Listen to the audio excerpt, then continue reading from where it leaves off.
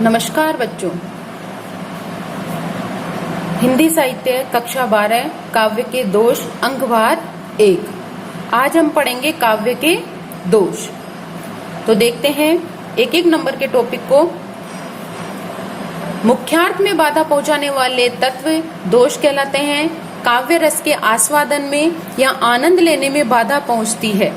जैसे भोजन में कंकड़, स्वादिष्ट भोजन में यदि कंकड़ आ जाए तो सारा स्वाद खराब हो जाता है।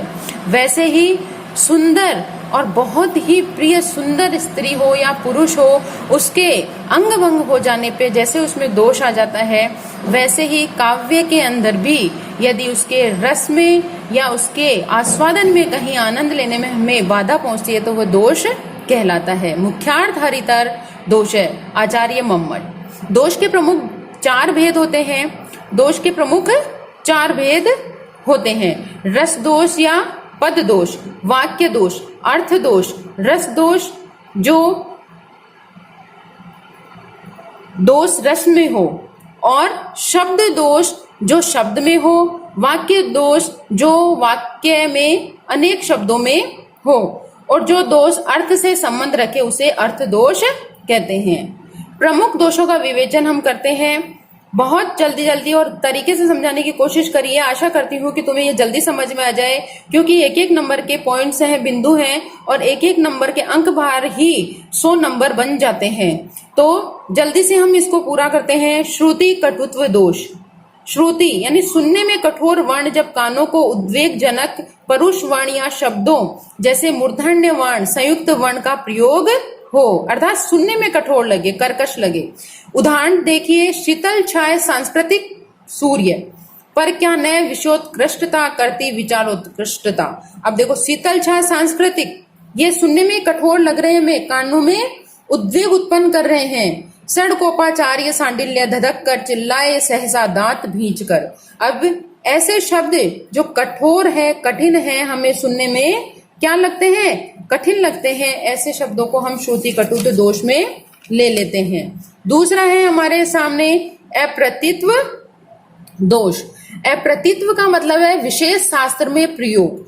छोटी सी बात याद रखना है, इनको इसी तरीके से याद करना है जैसे मैंने लिखा है। अप्रतित्व शास्त्र में प्रयोग, विशेष शास्त्र में प्रयोग। अप्रतित्व विशेष शास्त्र में प्रयोग, जब ऐसे शब्द का प्रयोग किया जाए जो उस अर्थ में किसी विशेष शास्त्र में ही प्रयुक्त होता हो। उदाहरण के आपके सामने है, हियतल बसी दुख देते हैं ये तेरे अनुभव। यहाँ अनुभव का अर्थ चेष्टाएं हैं। इन शब्द का प्रयोग या अर्थ अलंकार शास्त्र में ही पारिभाषिक शब्द के रूप में प्रसिद्ध है। जग जीवन जतिन की झूठी तटी, अर्थात तटी शब्द हठ योग में मुद्रा है, तो हठ योग में ही प्रयोग में लिया जाना चाहिए तटी, इसको सामान्य में नहीं लेना चाहिए। तत्व ज्ञान पाकर हुए आशय दलित समस्त, अर्थात योग शास्त्र में आशय का अर्थ वासना है। तो समझ में आ गया होगा कि विशेष शास्त्र, अप्रतित्व का अर्थ हो गया विशेष शास्त्र। तीसरा है अपना च्युत संस्कृति दोष।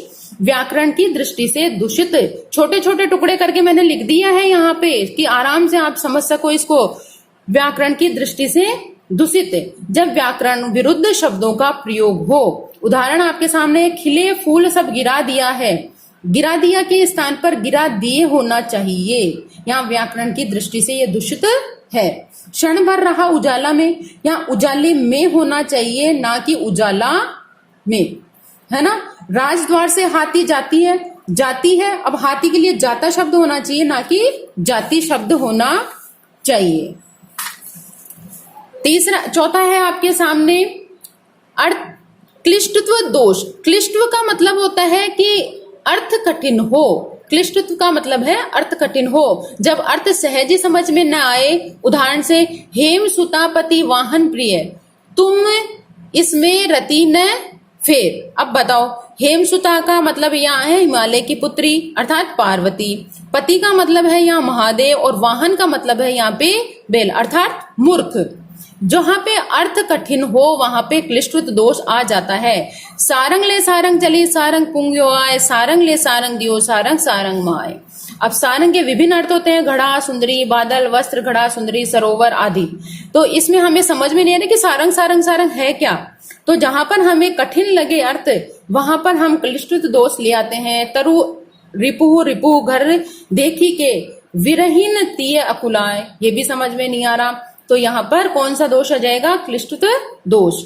पांचवा है आपके सामने ग्राम्यत्व दोष। ग्राम्यत्व का मतलब ग्रामीण गंवारू शब्दों का प्रयोग। परिभाषा है, जब विशिष्ट समाज में प्रयुक्त न होने वाले असंस्कृति सूचक या गंवारू शब्दों का प्रयोग किया जाए, वहां ग्राम्यत्व दोष होता है। जैसे मूड पे मुकुट धरे सोहत है गोपाल। अब मूड ग्रामीण शब्द है। मचक मचक मत चलो, ये मचक मचक ग्रामीण बहुत भद्दा शब्द है, गंवारू शब्द है। लंका सिगरी जल गई, यहाँ सिगरी सिगरी भी ग्रामीण शब्द है। मूड मुड़ाए, ये भी ग्रामीण शब्द है, हरी मिले। तो यहाँ पर कौन सा दोष आ जाएगा?